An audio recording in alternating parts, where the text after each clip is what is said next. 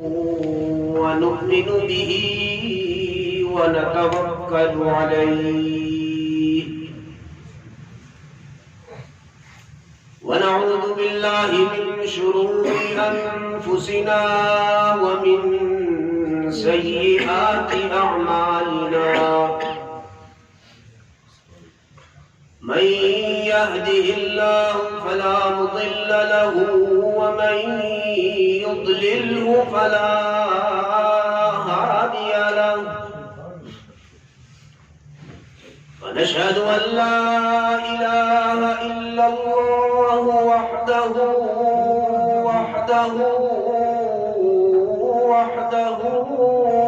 لا شريك له ونشهد أن سيدنا وسندنا ومولانا محمدا عبده ورسوله أما بعد فقد قال الله تبارك وتعالى في القرآن المجيد والفرقان الحميد أعوذ بالله من الشيطان الرجيم بسم الله الرحمن الرحيم وقرن في بيوتكن ولا تبرجن تبرج الجاهلية الأولى وأقمنا الصلاة وآتينا الزكاة وأطعنا الله ورسوله صدق الله مولانا العظيم وصدق رسوله النبي الكريم ونحن على ذلك لمن الشاهدين والشاكرين والحمد لله رب العالمين اللهم صل على محمد وعلى آل محمد كما صليت على إبراهيم وعلى آل إبراهيم إنك حميد مجيد. معزز سامعین کرام، دور حاضر کا ایک بہت بڑا فتنہ ہے جس فتنے نے تقریباً پوری دنیا کو اپنی لپیٹ میں لیا ہوا ہے، اور خاص طور پہ مسلمان ممالک اور اس سے بھی خاص طور پہ ہمارا ملک پاکستان. وہ فتنہ کیا ہے؟ وہ ایک نعرہ ہے آزادی نسواں، عورتوں کی آزادی. اور اس آزادی کے حصول کے لیے آج کی مائیں اور بہنیں، وہ مائیں بہنیں جو کلمہ گو ہیں، مسلمان ہیں، اور میں اپنے ملک کی بات کروں گا، اس ملک کے اندر رہنے والی ہیں، رسول اللہ صلی اللہ علیہ وسلم کا کلمہ پڑھنے والی ہیں، تو وہ بھی جلسے اور جلوس کرتی ہیں کہ ہمیں آزادی چاہیے. محترم سامعین اکرام، اس پروپیگنڈے کے پیچھے اصل مقصد کیا ہے؟ یہ عورت کے ذہن میں کیوں ہے کہ ہم قید ہیں، ہمیں آزادی نہیں ہے، ہمیں آزادی چاہیے؟ اور یہ عورت کے ذہن میں ڈالنے والے کون ہیں؟ اور اس پروپیگنڈے کی اصل وجہ کیا ہے؟ اس پر مختصر گفتگو ہوگی. اللہ رب العزت سے کہنے کی، سمجھنے کی اور عمل کرنے کی توفیق عطا فرمائے. سب سے پہلی بات کہ یہ جو پروپیگنڈا ہے کہ عورت آزادی نسواں، عورت کی آزادی، اس کی اصل وجہ یہ ہے کہ عورت کی تخلیق کا جو مقصد ہے وہ ہمیں پتہ نہیں ہے. اور عورت کی جو تخلیق کا مقصد ہے وہ عورت خود بھی نہیں جانتی کہ میری تخلیق کا مقصد کیا ہے، میری پیدائش کا مقصد کیا ہے.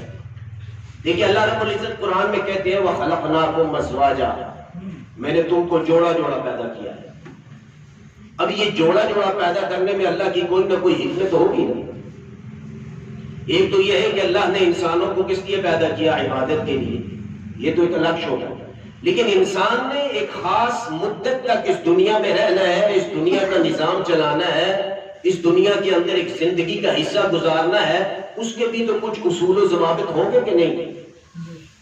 اس نظریے سے ہم دیکھیں گے۔ تو میرے محترم سامعین اکرام، آپ دیکھیں کہ اللہ رب العزت نے مرد کو بھی پیدا کیا، عورت کو بھی پیدا کیا۔ اب مرد کی جسمانی کیفیت اور ہے، عورت کی جسمانی کیفیت اور ہے۔ مرد کا جسمانی نظام الگ ہے، عورت کا جسمانی نظام الگ ہے۔ مرد کی صلاحیتیں الگ ہیں، عورتوں کی صلاحیتیں الگ ہیں۔ مرد کے جذبات اور احساسات الگ ہیں، عورت کے جذبات احساسات الگ ہیں۔ یہاں تک کہ مرد کے سوچنے کا انداز مختلف ہے، عورت کے سوچنے کا انداز مختلف ہے۔ جسم کے اندر بھی فرق ہے، مزاج کے اندر بھی فرق ہے، صلاحیتوں کے اندر بھی فرق ہے، طاقت اور قوت کے اندر بھی فرق ہے۔ تو جب اللہ نے پیدائشی اور تخلیقی طور پر ہی فرق رکھا ہے تو اس سے پتہ چلتا ہے کہ مرد کی پیدائش اور تخلیق کا مقصد کوئی اور ہے، عورت کی تخلیق اور پیدائش کا مقصد کوئی اور ہے۔ اگر اللہ رب العزت جسمانی طور پر ایک ہی طرح کا پیدا کرتا اور جسمانی نظام بھی ایک ہی ہوتا تو پھر تو بنتی تھی کہ مرد اور عورت برابر ہوں، جس طرح آج کی عورت کہتی ہے کہ ہم نے مرد کے شانہ بشانہ کھڑا ہونا، ہمیں حقوق دو، ہمیں آزادی دو۔ اب یہ بات سمجھنی ہے کہ عورت کی تخلیق کا مقصد کیا ہے اور مرد کی تخلیق کا مقصد کیا ہے۔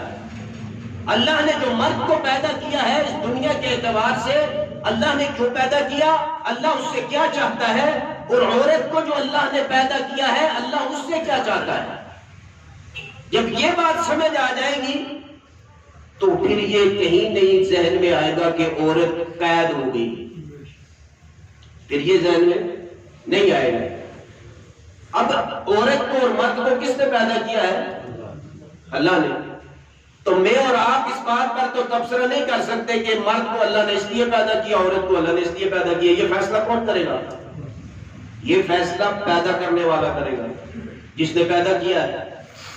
جب کوئی دنیا کے اندر کوئی چیز بناتا ہے تو بنانے والے کو پتا ہوتا ہے اس سے میں نے کیا کام لینا ہے، تو وہی کام اس مشین سے لیا جائے گا جو اس نے جس مقصد کے لیے بنائی ہے۔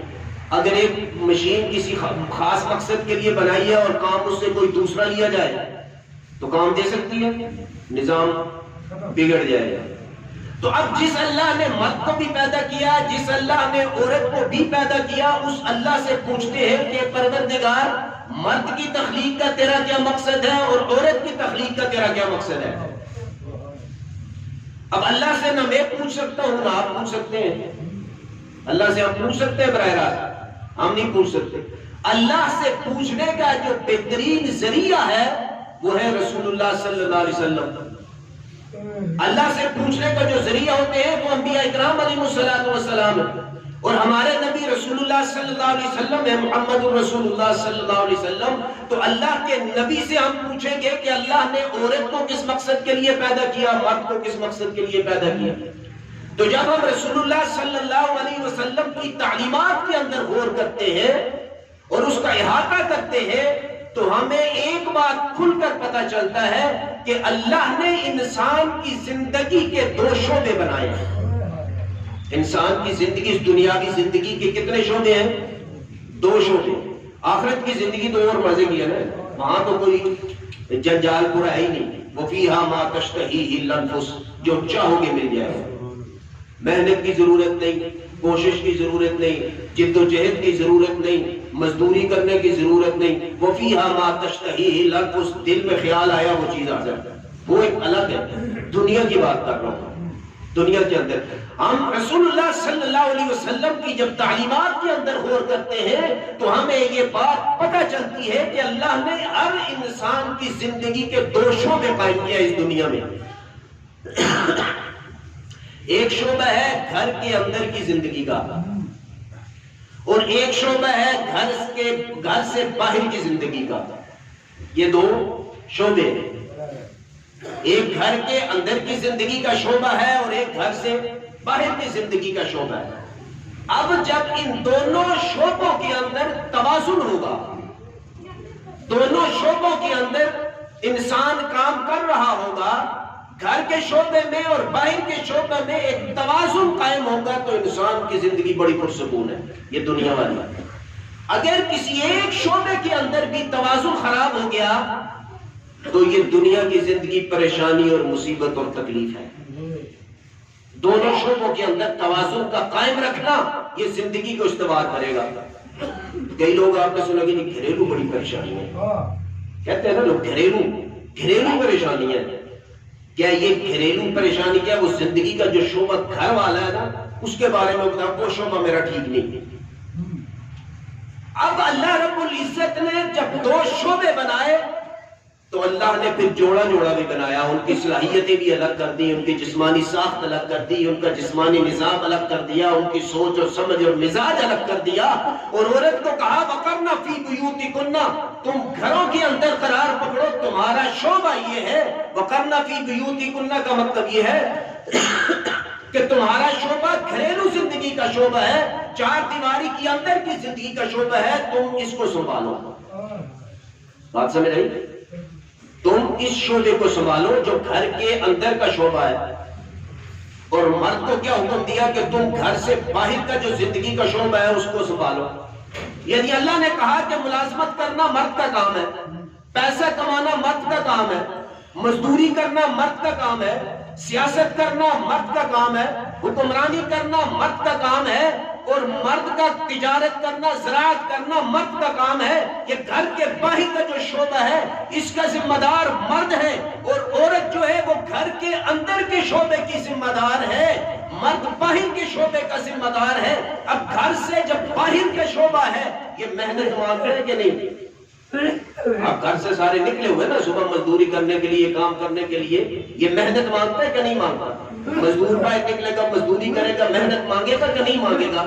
اب جو گھر کے باہر کا شعبہ ہے مرد کا، اس کو طاقت کی ضرورت تھی، اس کو قوت کی ضرورت تھی، اس کو مضبوط جسم کی ضرورت تھی، تو اللہ نے کہا یہ تیری ضرورت ہے، میں تجھے دیتا ہوں، لے.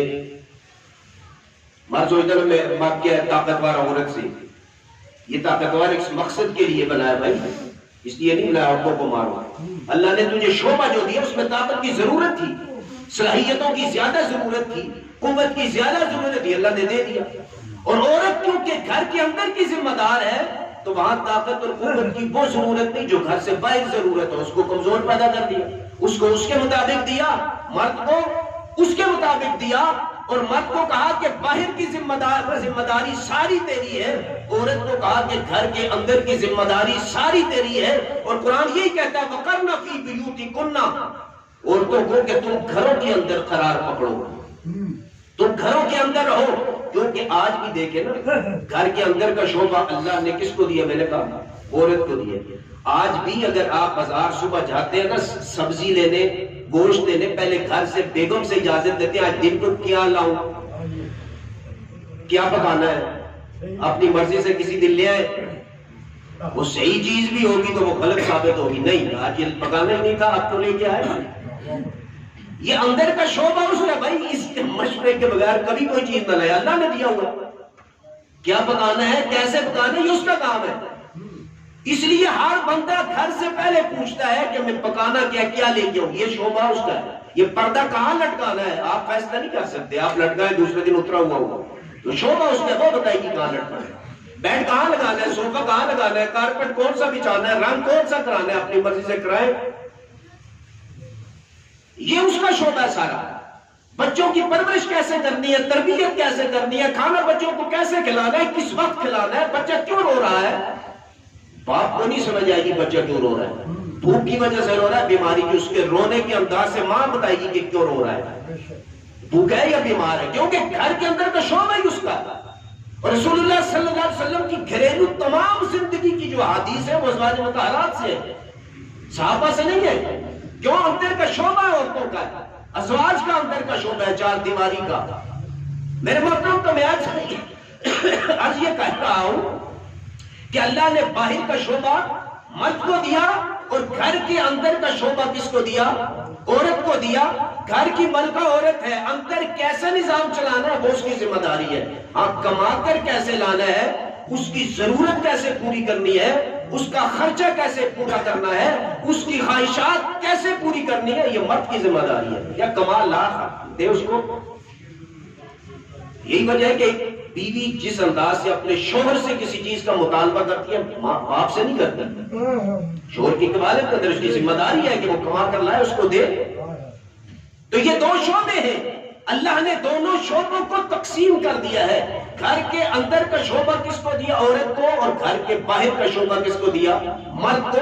اور کہا کیونکہ گھر کے اندر کی ذمہ دار عورت ہے تو اس کا سارا خرچہ مرد کو کا تیرے ذمہ ہے, اس کا خرچہ تو کا کما کر لا, سب کچھ اس کو دے کیونکہ تیرے گھر کی یہ حفاظت کرنے والی ہے. اب مغرب نے ایک شیطانی چال چلی. اب میں بتا دو یہ آزادی نسواں کا نعرہ کیا کیوں آیا, کیسے آیا. مغرب نے ایک شیطانی چال چلی اور چال یہ تھی کہ اس نے عورت پر خرچ کرنے سے بخل سے کام لیا. اس نے اپنی بیوی کی کفالت کو بھی بوجھ سمجھا.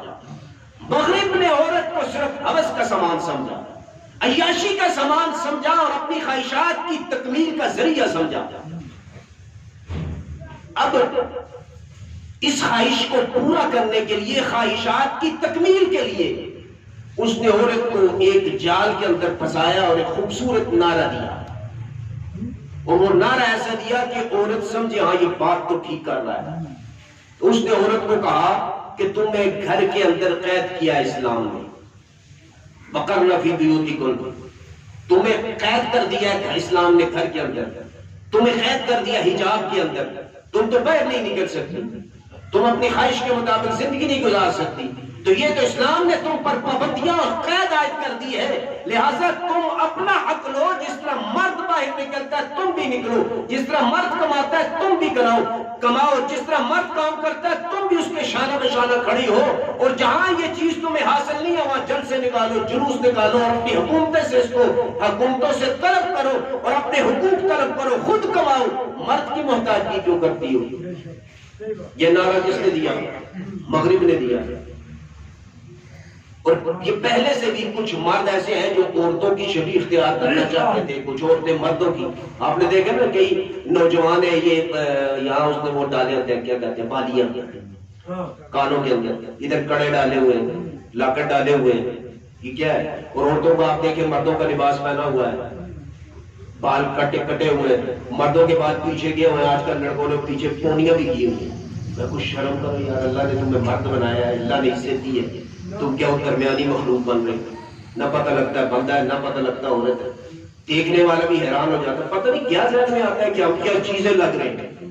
اللہ کی تخلیق پر تم اللہ کی تخلیق کا مذاق اڑا رہے ہیں. یہ تو شروع سے ایک عرصے سے چلتا آ رہا تھا, لیکن اب جو آیا نا آزادی نسبت عورت کو نکالا گیا ہے. عورت کو اسی لیے نکالا گیا ہے کہ عورت جب باہر نکلے گی تو معاشرے کے اندر فتنہ برپا ہوگا, معاشرے کے اندر فتنہ برپا ہو رہا ہے. تو عورت کی فطرت اللہ نے بنائی ہے وہ گھر کے اندر. ایک بات اور میں آپ کو کہتا ہوں, آپ رشتہ کرانے کے لیے جاتے ہیں اپنے بیٹے کا,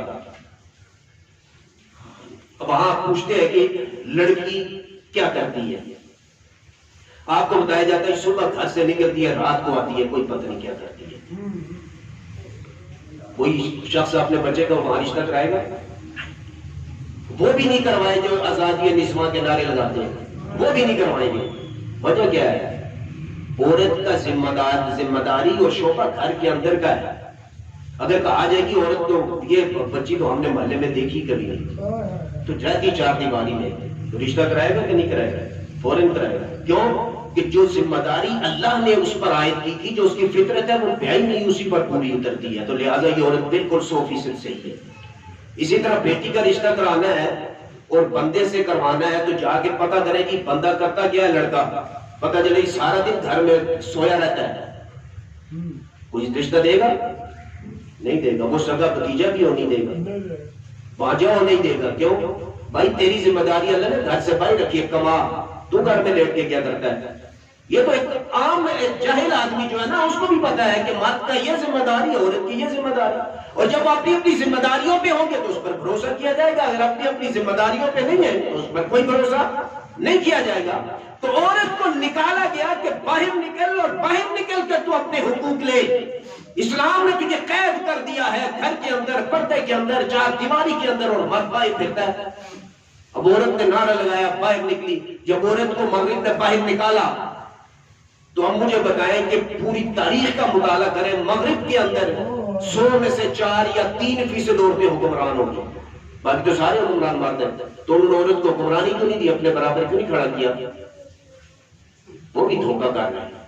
وہ گورباچوف نے اپنی کتاب لکھی ہے اور اس میں اس نے لکھا ہے ہمارا فیملی سسٹم جو تباہ ہوا ہے عورت کو گھر سے نکال کے ہوا ہے۔ اس نے تسلیم کیا ہے، مفتی عثمانی صاحب نے اس کا پورا حوالہ دیا، اس نے اس بات کو تسلیم کیا، اور وہ یہاں کے فیملی سسٹم کو تباہ کرنے کے لیے یہ چال چل رہا ہے، اور عورت کو پتہ ہی کوئی نہیں۔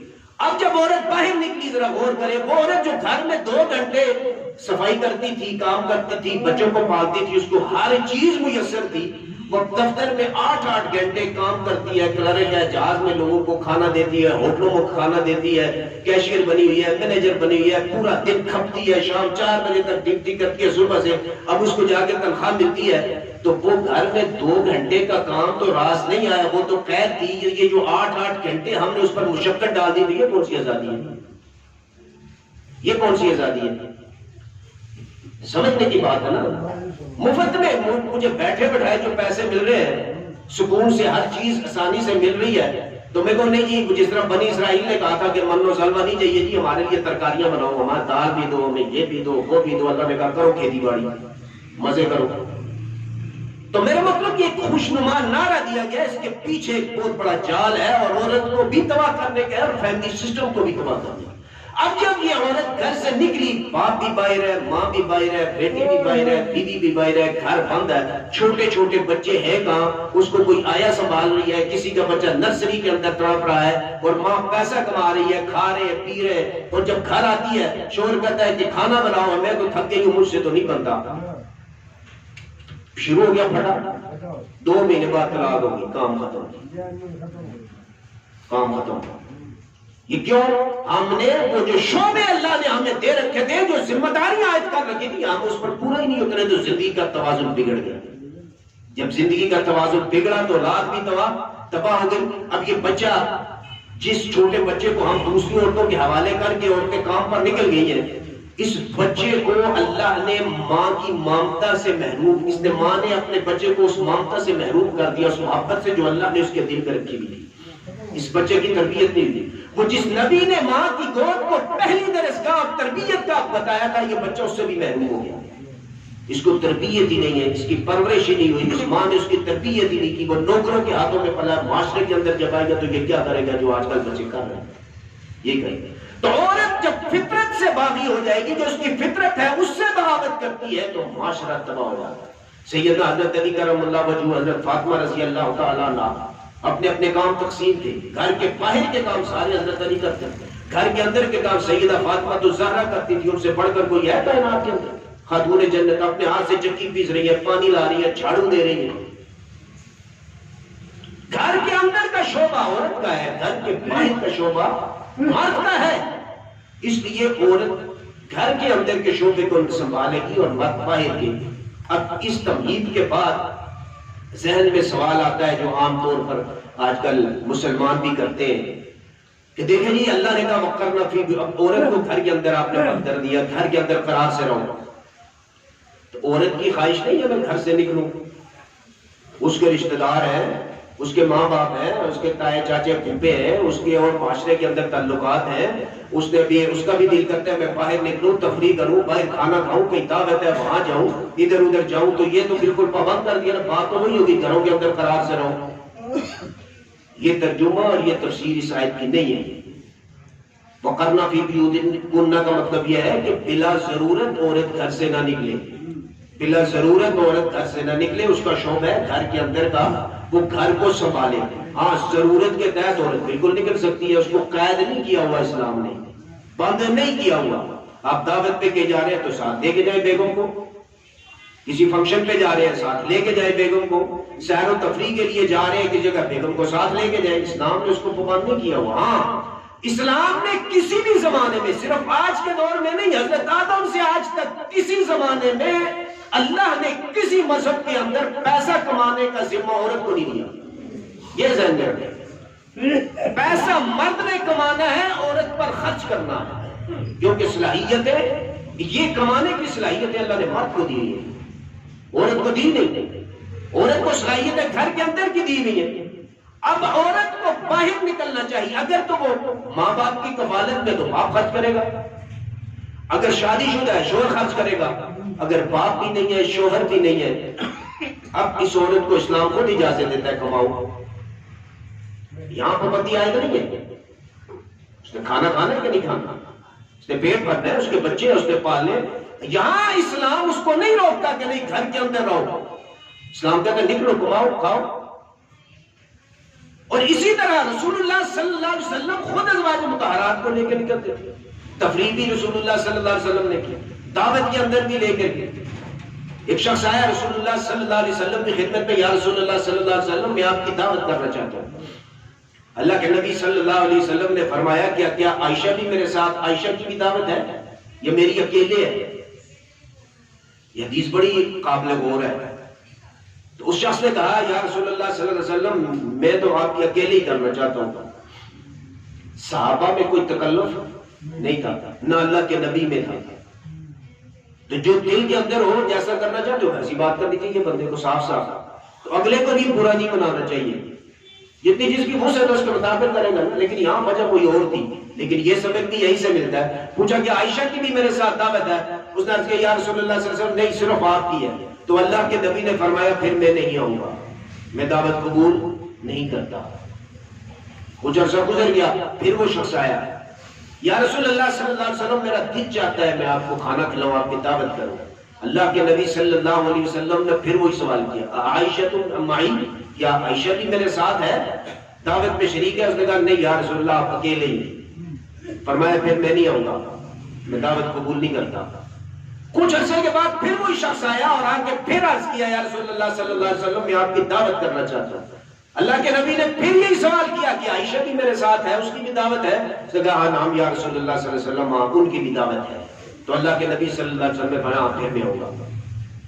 اب یہاں غور طلب بات ایک دو چیزیں تو یہ ہے کہ پہلی بات تو یہ سمجھ آئے کہ دعوت ہے، کسی جگہ کھانا ہے، جانا چاہتے ہیں تو آپ بیگم کے ساتھ اس کو لے کے جائے، اسلام نے کوئی پابندی آئے کی نہیں۔ اللہ کے نبی تو خود پوچھ رہے ہیں کہ حضرت عائشہ کو بھی لے کے آؤں، یہاں تک کہ اگر ان کی دعوت نہیں تو پھر میں بھی نہیں آتا۔ یہ بات آگے سے عرض کروں گا، لیکن عام طور پر اللہ کے نبی صلی اللہ علیہ وسلم کا یہ طریقہ نہیں تھا۔ اگر کوئی دعوت کرتا تو اللہ کے نبی خود جاتے، اکیلے جاتے، ضروری ہے کہ ازواج ساتھ جائیں، وہ بہت سے بے شمار واقعات ہیں۔ تو یہاں اللہ کے نبی صلی اللہ علیہ وسلم نے دو دفعہ بلکہ 3 دفعہ کیوں پوچھا کہ عائشہ بھی میرے ساتھ آئے؟ محدثین نے اس کی تصریح کی ہے، فرماتے ہیں کہ یہ جو شخص حضور صلی اللہ علیہ وسلم کی خدمت میں آیا تھا نا، یہ حضرت عائشہ صدیقہ رضی اللہ تعالیٰ عنہ سے تھوڑی کدورت رکھتا تھا، تو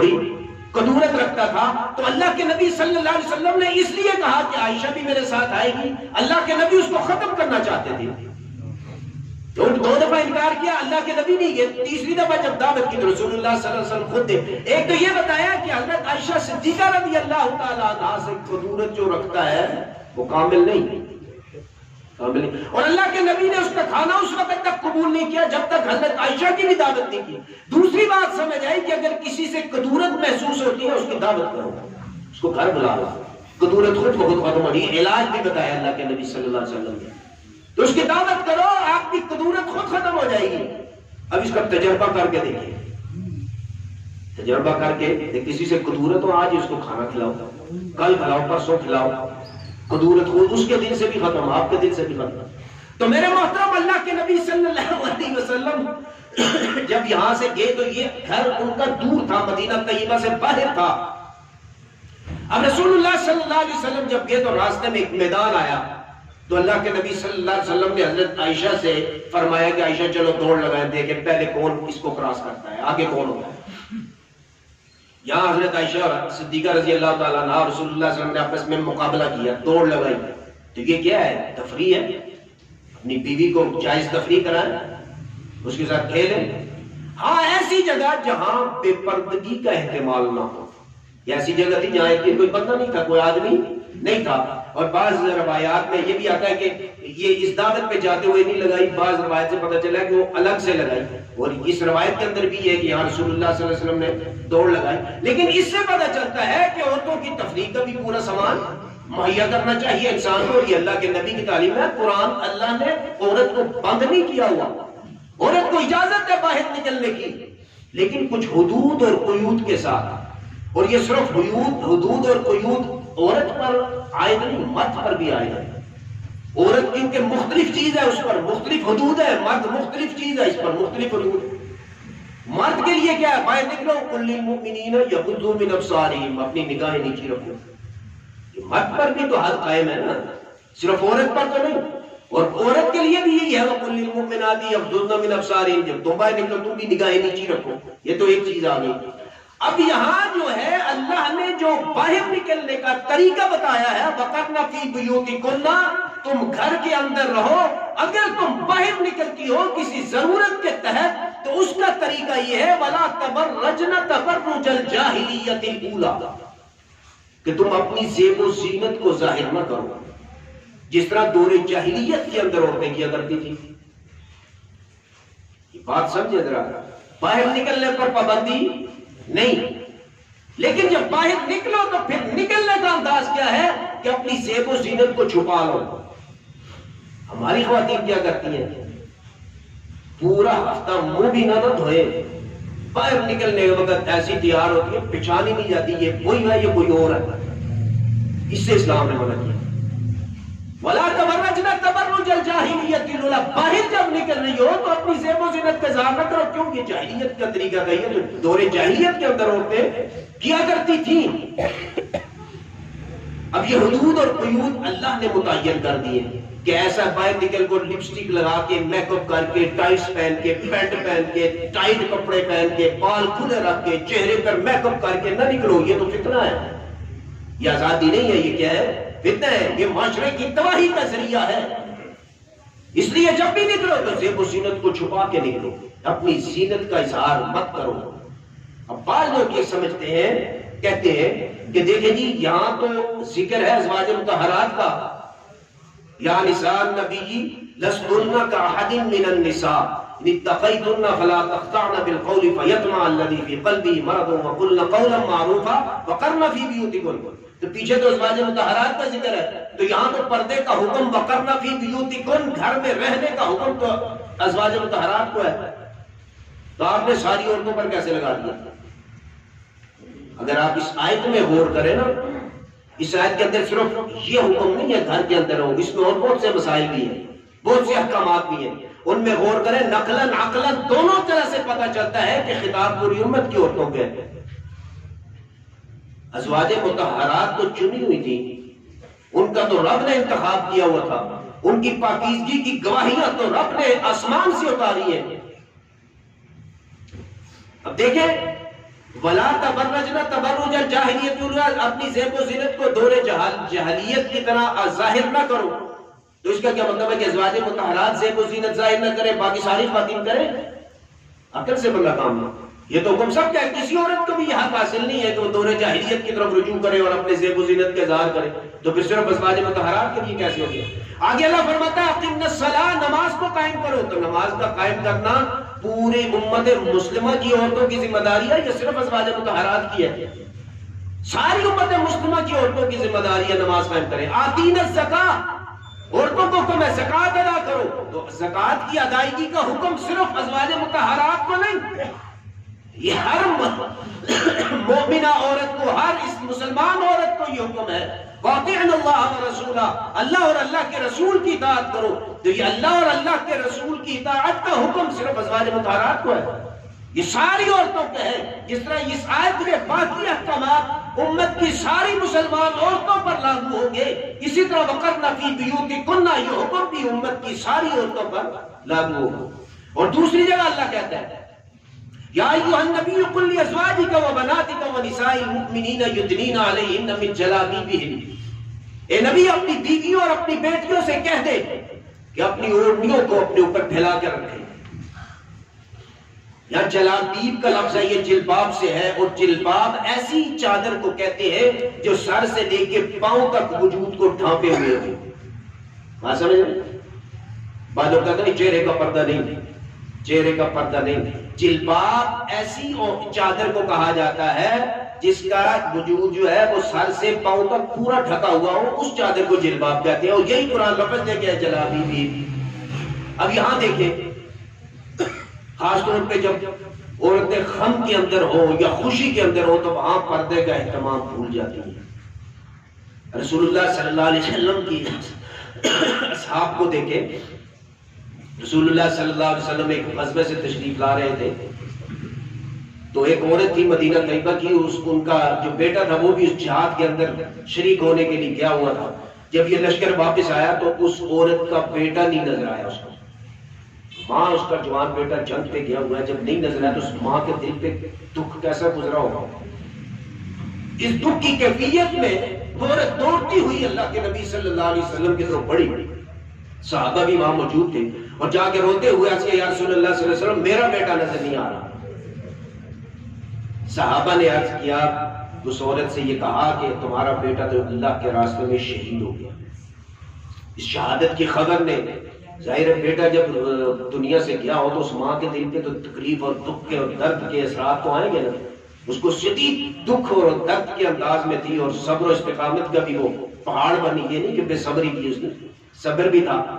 لیکن یہاں ایک شخص نے اس عورت کو کہا کہ تو اتنے دکھ، اتنے کرب، اتنے حزن کے اندر اپنے بیٹے کی تلاش میں دوڑتی ہوئی آئی ہے. تجھے یہ بھی پتا چلا بیٹا شہید ہو گیا ہے، لیکن تیرا وجود ڈھکا ہوا ہے، تیرا چہرہ ڈھکا ہوا ہے. اس درد اور غم کے اندر بھی تو پردہ کرنا نہیں بھولی، پردے کو تو نے پھر بھی کیا ہوا ہے. تو اس عورت نے بڑا تاریخی جواب دیا جو حدیث کی کتابوں کے اندر موجود ہے. اس نے کہا کہ میرا بیٹا فوت ہوا ہے، میری حیا فوت نہیں ہوئی.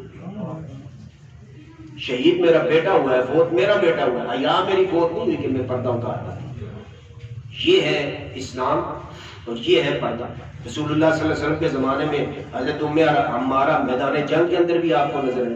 حضرت خدیجہ کاروبار کرتی ہوئی نظر آئی. میرے محترم سامعین، رسول اللہ صلی اللہ علیہ وسلم کے سفر میں ازواج مطہرات ساتھ جاتی تھی. انتخاب ہوتا تھا کون ساتھ چلے. تو یہ گھر کے اندر قید نہیں کیا ہوا اسلام نے. گھر کا جو شعبہ ہے نا چار دیواری کا، یہ اسلام نے عورت کے حوالے کیا ہے کہ چار دیواری کے اندر کا شعبہ عورت کو کہا کہ تو نے سنبھالنا ہے، اور مرد کو کہا کہ باہر کا شعبہ تو نے سنبھالنا ہے. وَخَلَقْنَاكُمْ أَزْوَاجًا، اور اللہ نے کہا میں نے تمہیں جوڑا جوڑا پیدا کیا ہے تاکہ تمہاری زندگیوں کے اندر توازن برقرار رہے. اور جب مرد اپنے جو گھر کے باہر کا شعبہ اس میں دیانتداری نہیں کرے گا تو پھر بھی توازن خراب ہو جائے گا. اور عورت جو گھر کے اندر کی ذمہ دار ہے، اگر وہ گھر سے نکلتی ہے اور گھر کے شعبے کو نہیں سنبھالتی تو زندگی کا توازن پھر بھی خراب ہو جائے گا، اور نتیجہ سیدھا کہاں جاتا ہے؟ طلاق تک جاتا ہے، جو آج ہمارے معاشرے میں 90% ہو رہی ہے. اللہ سمجھ عمل کی توفیق دے. وما علینا الا البلاغ. کلام سنیں.